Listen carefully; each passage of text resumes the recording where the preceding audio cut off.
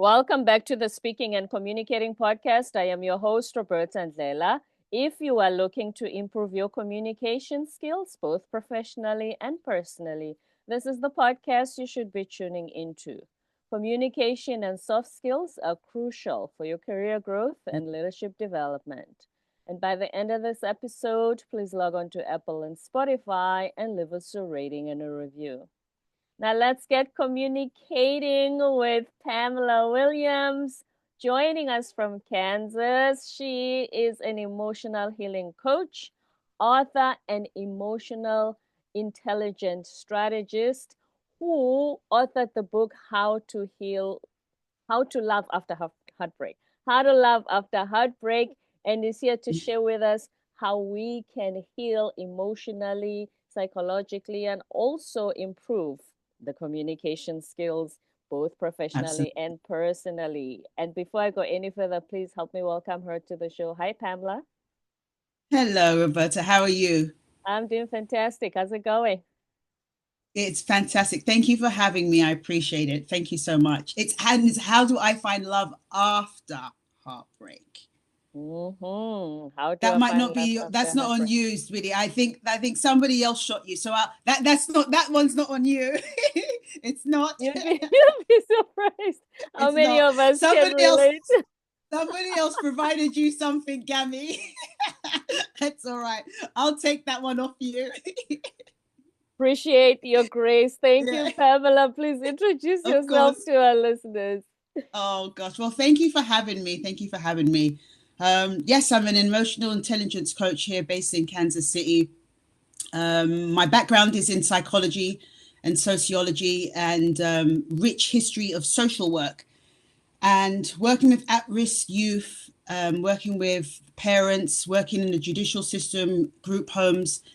I got to I guess, get close and personal with emotional trauma. And obviously, as working as a social worker, just my own life experiences as well of having to deal with emotional trauma. So I'm kind of very versed in what it's like to go through emotional trauma and the devastation it leaves behind and what it does to the body.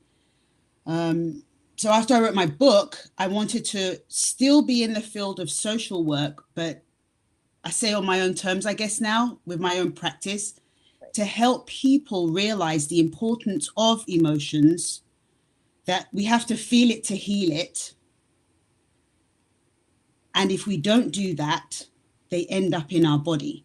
So that's my next juncture, is to pursue my PhD, with my dissertation being on that. Adverse experiences, what they do from the emotions that we experience from those experiences, and how they end up in our body if we are not able to recognize them and release them. Yes, Very important. it surely is. When it comes to social work, I've always Mm, wondered, and kudos to anyone who does this kind of work mm, every day, 5 days a week. I don't, it's just general standard office hours. Every yeah. single day, you meet these people who've gone through so much. You listen to their Mm, stories. How mm, are your emotions handling that on a daily basis and absorbing all that information, trauma, emotional baggage they come with? And mm, you must be on the other side, helping them to get to the mm, next step or to the other side of this. mm. That's a fantastic question. And now I'm more skilled in being able to compartmentalize, right?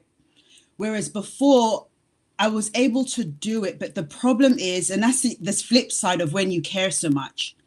I was able to set that boundary in terms of not adopting their emotion and their pain.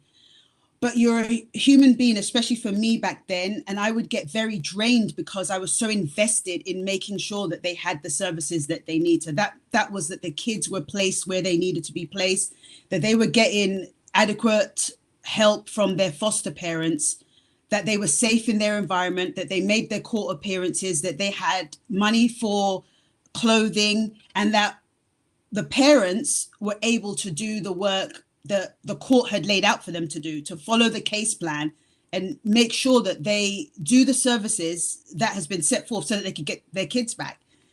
And it was really difficult because it's like, as a social worker, and especially that time, like the burnout rate was so high. But it's like, it's ironic because that's what I'm doing now and helping with my clients is to overcome burnout. But it's like I had to experience that myself. And the biggest problem that I found for me, like I said, it was a double-edged sword because I care so much Mm. and I wasn't good at compartmentalizing their emotion from mine. So it was like I was taking on their emotion too, you know? But now Right. I don't have that problem. I see it now as I could detach the emotion because I understand the implications of not doing so. It ends up in your body. So Yeah. what I do is that I honor and acknowledge how I'm feeling, and then I release it. So that's one of the strategies that I put out there. And when I'm working with people is that if you, the power is in acknowledging how you feel. Because if you suppress that, it has to go somewhere eventually, Right. right? It has to go somewhere. So if you suppress that, that's where it comes a problem. And it's not a dig that oftentimes we do it because we might go into survival or we just don't want to feel it that day and we need to get on. And if it's getting the kids to school, if it's getting through work, if it's being able to deal with an emotional situation, you more have a tendency to stuff something as opposed to deal with it. So it's very imperative to recognize how you're feeling. Even if it's anger, it's anger. There is no bad emotion. Mm. Anger is typically a warning. If anger shows up, there's something underneath that's percolating. You know what I mean? Right. So, I Right. mean, the key is you want to release it in a healthy way. You want to be able to release whatever you're feeling in a healthy way. And if it's anger, hey, people have made change through anger. I will put out there. And Right. I'm talking positive societal changes or even changes in your life. Anger could be a motivator. It could jumpstart you to run for office. It could jumpstart you to get that new job. It could jumpstart you to get out of a relationship that's detrimental to you and toxic. So emotion's your friend. So in answering, going back to your question in the first place, I acknowledge my emotion now, how I'm feeling, and I release it now. That way, it's not ending up in my body and I'm not ending up burnt out because I'm working with somebody who is going through pain. Because when you're working with another human being, and if you care, you're gonna feel it to an extent. I mean, you Of how course. can you not? Mm. You know, how can you not? Unless you lack empathy, well, then that's a different story, right? Yeah, But of course you feel it. if Hence, you I've always wondered, like I said, the professionals in this kind of work, how much of that they absorb. And then when it comes to trauma, Mhm, if you are helping your clients, like you said, release it from their body, let it go, mhm, mhm. have you had cases where no matter what you've done, it just won't go away? Yeah, I've had some stubborn cases, but in the end, and that's not to toot my own horn here, in the end, we've been able to get through that stumbling block because what it was, it literally was a block. That is part of, like, I have a gift with that, being able to locate energy blocks, I'll say. But when it's really deep rooted, think of it as an onion. There's layers, right? There's some Hmm. people where it's easier to locate and to release than there is with others where they've had an issue that dates way back to their childhood. Right.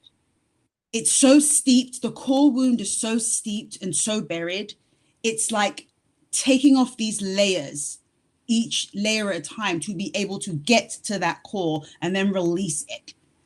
So the beauty of it is possible to do that. Yeah, but there are some cases that are more difficult than others. But I mean, if I'm committed and then the person I'm working with is committed, and then I'm very faith based, I believe anything's possible. Anything really is possible if you believe that, Hmm. you know.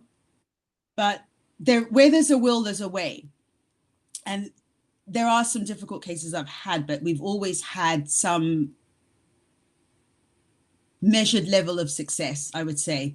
But back in my days as a social worker, I could look back and there were some that got away, but I did the best I could. And I was able to move forward because I knew that I did the best that I could.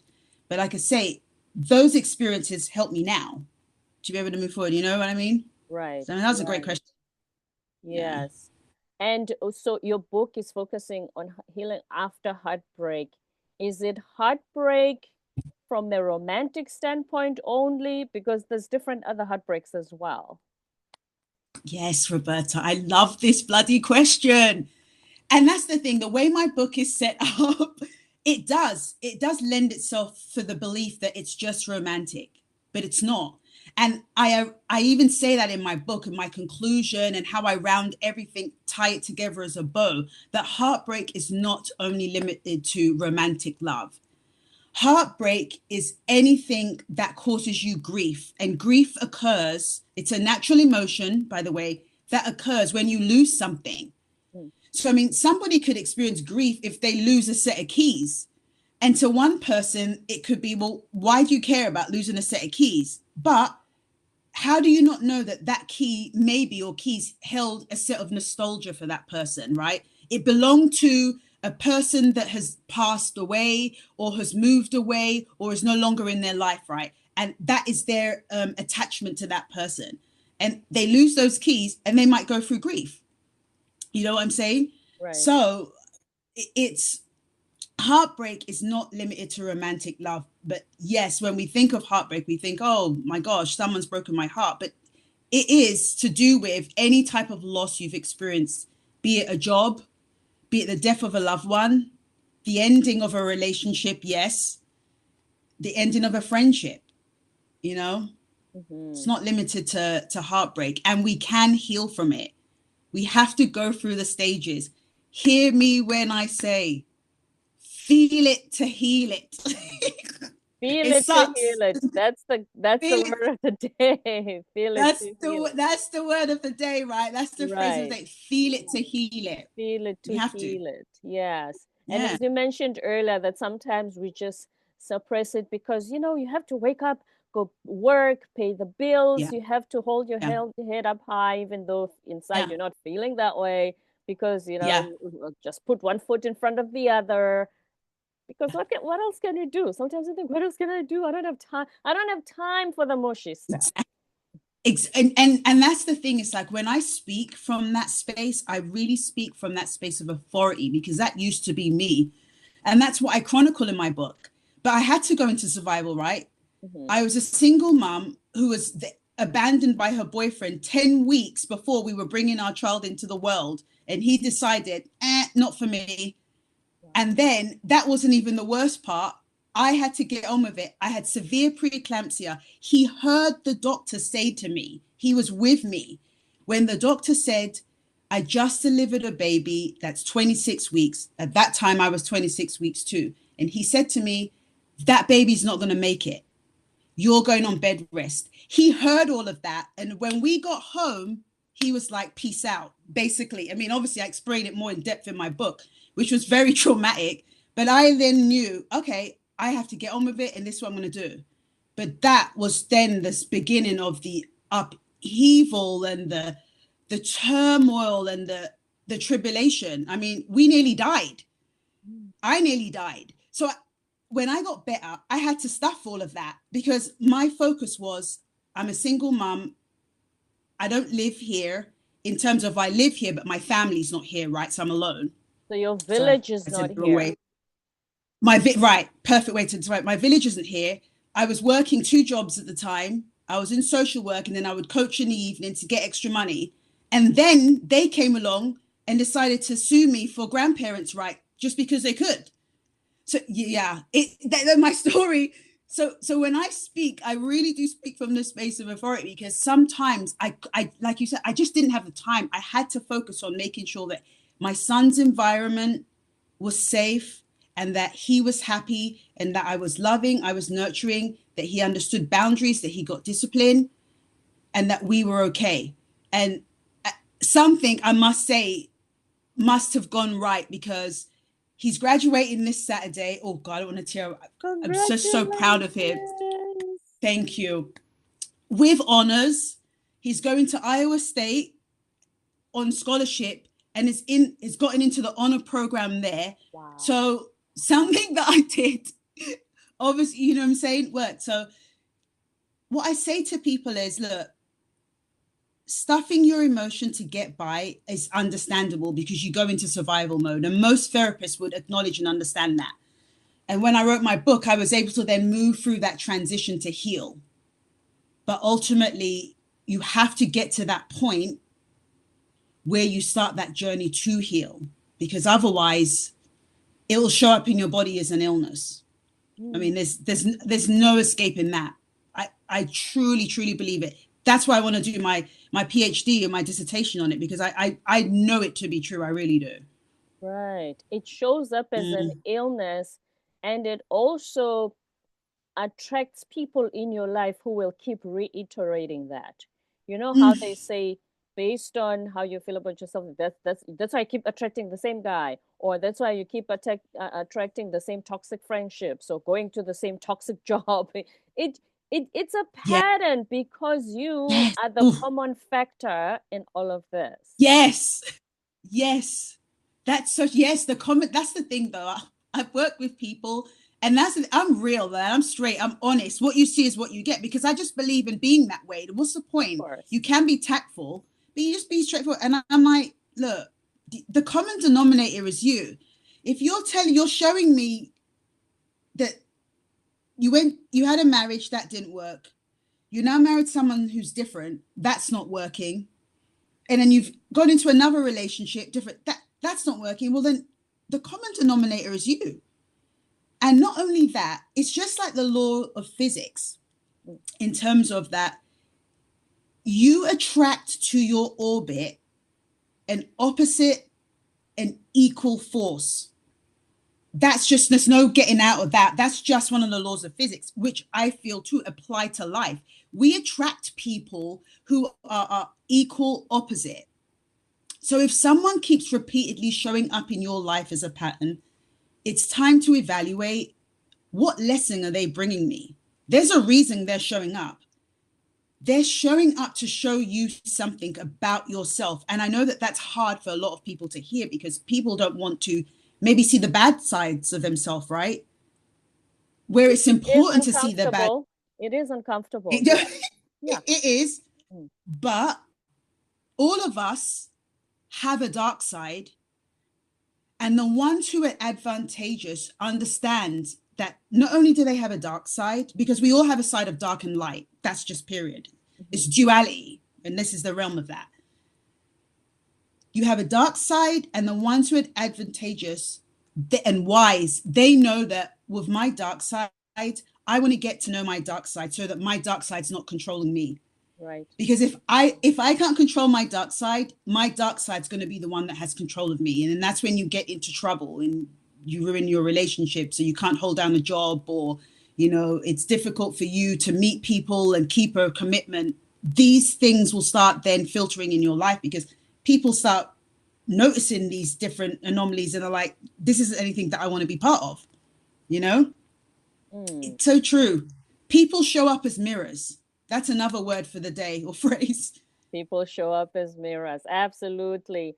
And here's the thing about that.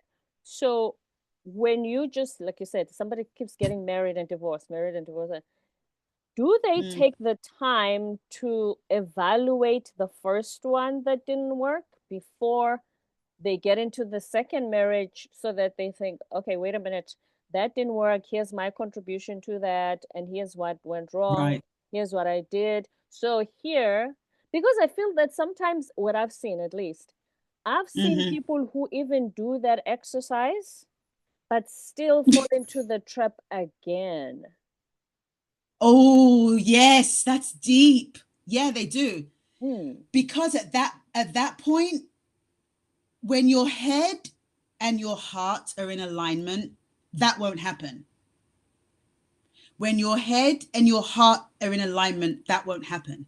What I mean by that is because you're right. There are some people who do that work. They do the self-reflection work, and they examine what went wrong and why, in the hopes of that not happening again. But then they get into a situation again, and they recognize the signs, but they go into denial. Again, that's an emotion that's come up that they're not expressing. It's easier to go into denial if you're then thinking, well, I don't want to go through that again. I don't want to go through a divorce again. Well, I don't want to go through a failed relationship. Let me just ignore the signs. And it's not anything they're consciously saying.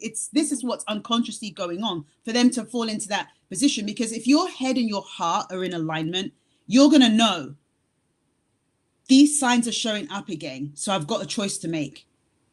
I either communicate to the person I'm in a relationship with and say, this is what I'm noticing. I love you. I want to make this work. Or you communicate, these are the signs that I'm noticing. I've been down this road before and I don't want to go down this road again. Right. You know what I mean? It's all about the person then making that decision. And that's part of the problem. Sometimes we don't want to make those difficult decisions because it's easier to be safe than to take the hard road, right? And have the familiar with us again. Yeah. Yeah. So Yeah. how do we then align the heart and the head? That's a great question. That's emotional intelligence, because emotional intelligence, well, the first thing you can do with aligning, and it's so simple, and this does get thrown around a lot, but it's not woo-woo. It's to be present. The reason scientifically why being present is so important is because you cannot ruminate when you are being present.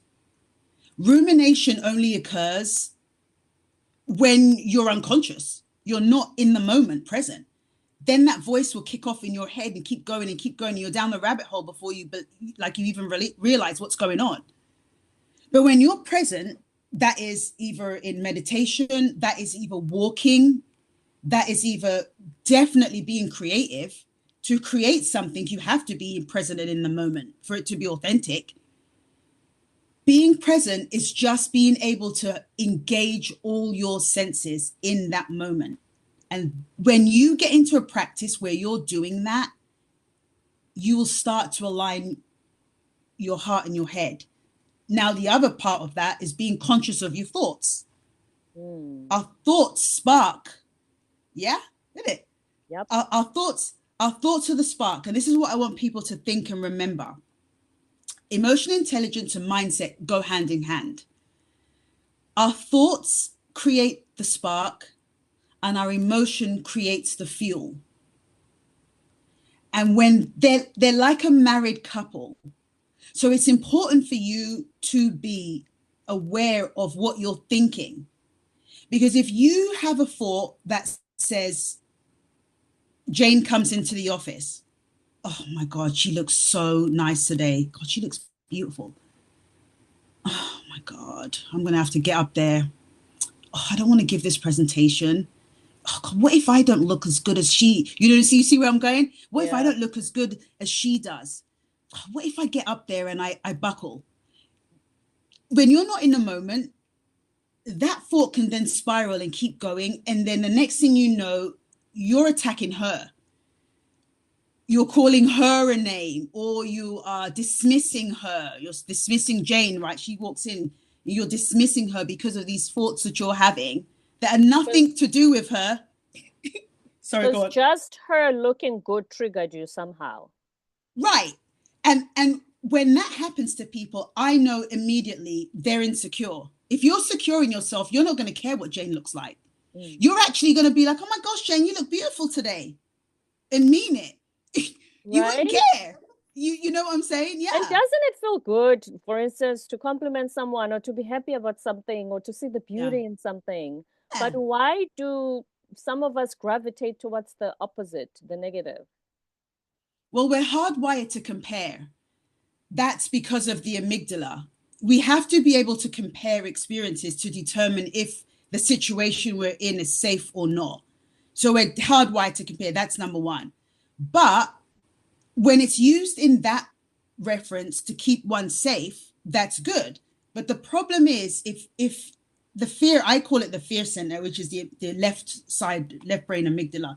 If that's activated, then you're constantly going to see somebody or things in your life as a threat. Mm. You know what I mean? They will be a threat to you that has to be eradicated in some way, because that's the job of the amygdala, is to keep the person safe. But if it's malfunctioning, where you're looking at a person and they may look good, they're kind, you Which know is what I a good mean? thing. Which is a good thing. That means then if that bothers you, there's an insecurity that you have. And what I will say is you can typically tell where a person feels the most insecure because they will attack another person in that area. I can always tell, always.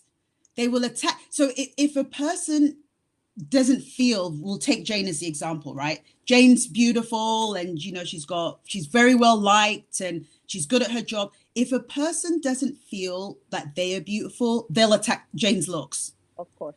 You see what I'm saying? Like if they don't feel good in themselves in terms of maybe the weight or their appearance, they will attack her weight or appearance, something along. You can always tell where someone feels the most insecure because they will attack that person.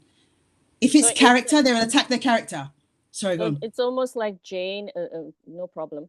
It's almost Mm, like Jane is a mirror to whatever insecurity I have, and that's why I yeah, fire at her.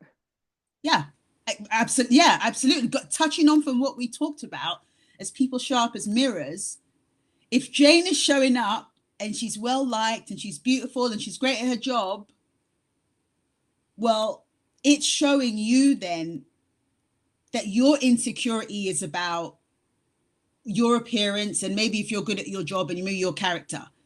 And it's giving you the lesson that you need to work on yourself, not compare And yourself Jane to is Jane. not the problem.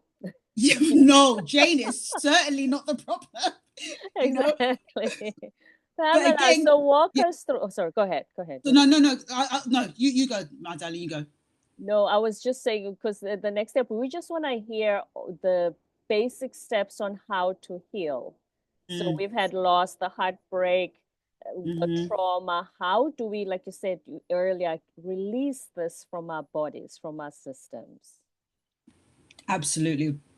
Well, when I wrote my book is when I discovered the 7 natural steps that I take to carry on a positive outlook on life and remain hopeful. Because if you don't have hope, that's what depression is, hopelessness.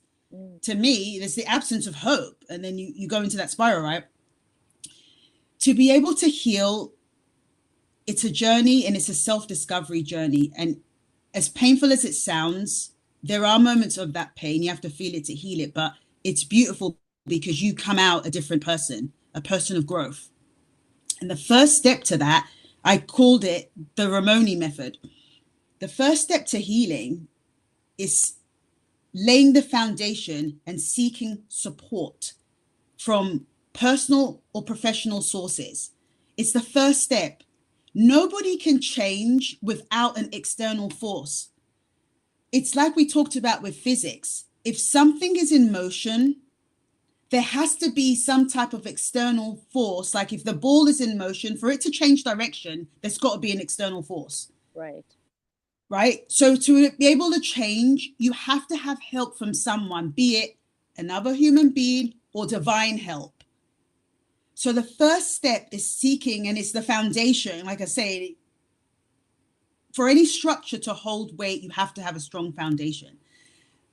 And a strong foundation in the healing first step is tapping into your support. And that is either through professional help or personal help, both sides. The second step with it is acknowledging self-doubt. Now, this is the part where you start doing the work. You've got your supports, but you then have to acknowledge and examine what went wrong and why. Just like we spoke about earlier in terms of people do that, but then they go back into another marriage that is seemingly they're down that same rabbit hole. Right. Without understanding that we are imperfect and we make mistakes, nobody can ever change. If a person doesn't see that they make mistakes and it's okay to make those mistakes, they won't change. You have to acknowledge that, but therein lies the problem, because a lot of us might put that mask up. When perfectionism is there, I know it's a mask then, straight up. It's a shield, it's a mask, whatever you want to call it, because it's a protection. It's a survival, a shield of protection, right? But to make changes and to heal, you have to acknowledge what went wrong, what energy you brought to the situation. None of us are perfect. We're all bringing something to the situation. And that lies where you do the bulk of the work in understanding, and your personal professional help is going to help you get through this part. What you did so that you could accept that and make the changes so that you don't make that mistake again. You know? Yeah. Third part of that, survival, is where you take action. A lot of us can be in a situation that is toxic or not good for us. But what separates people from getting out of that situation and not, obviously fear is part of that, but that's a normal emotion. It's not acting on it that's not normal. If we're humans, we're going to feel fearful, but it's a motivator to take steps forward, to start developing that plan to get out of that relationship, or to change that job, or to start working harder because you want to move house. This house isn't good for me anymore. Whatever that might be. You have to lay down a plan so that then you can take action and make those steps to move forward. Mm-hmm. And once you do that, you have to trust the process. Yes. That goes hand in hand. My philosophy is steeped in the body, the mind, and the soul. All of these steps are components in that.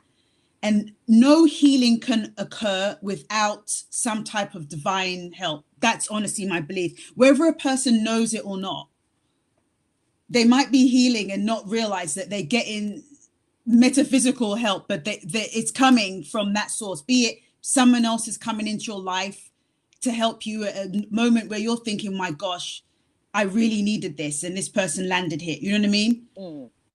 In that, you have to trust the process. And what's so important about trusting the process, it helps you move forward, because you're going to have times when you stumble. You're going to be tested, you know?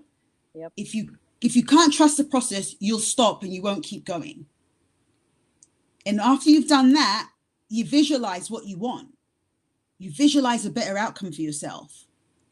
That's the fifth step in all of this. So if it is a new house that you want to move into, you start seeing that new house. You've already done the work in where you want to move and how much it's going to cost and how much more that you need to earn in order to get there, all of that.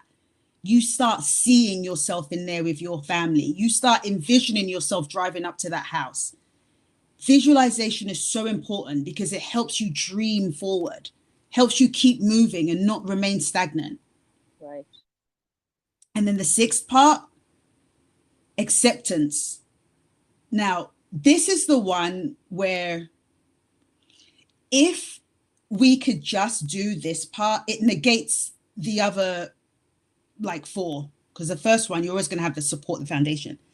But oftentimes we get stuck because we get stuck on what forgiveness and what we think that is.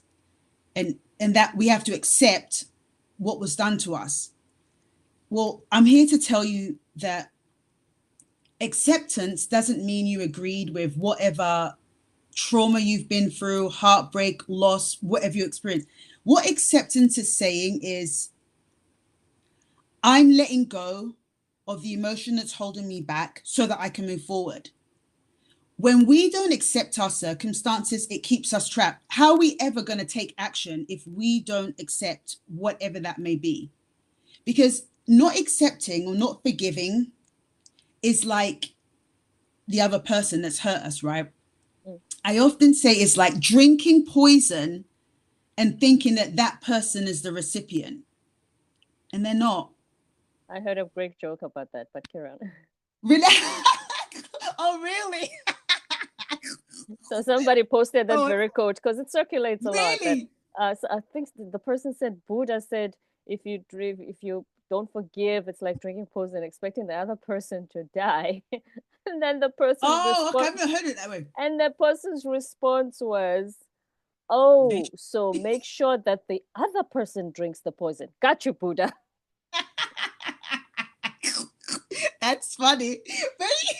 But yeah, in a perfect world, right? It'd be like, oh, drink this, force that down there for us. Yeah, that's what you get Yeah. for Make making me them hurt. drink the poison so it doesn't affect me, but carry on. Right.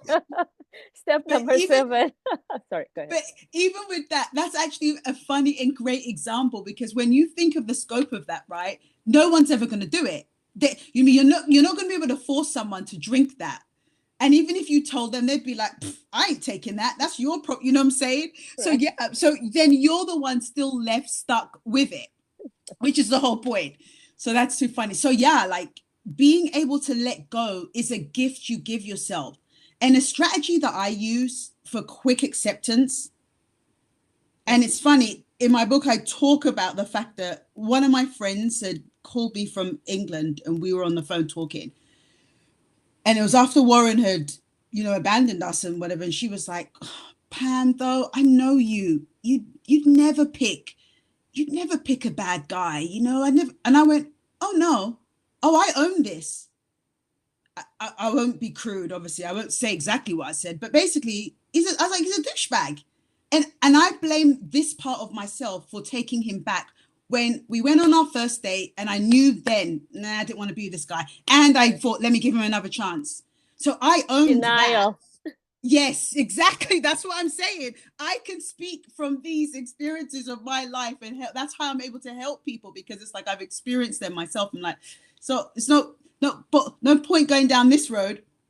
But I went into denial. I was like, oh, I can fix him. Don't worry, be all right. And I owned it. I said, Nat, because I knew if I'm owning that, I ain't making that mistake again.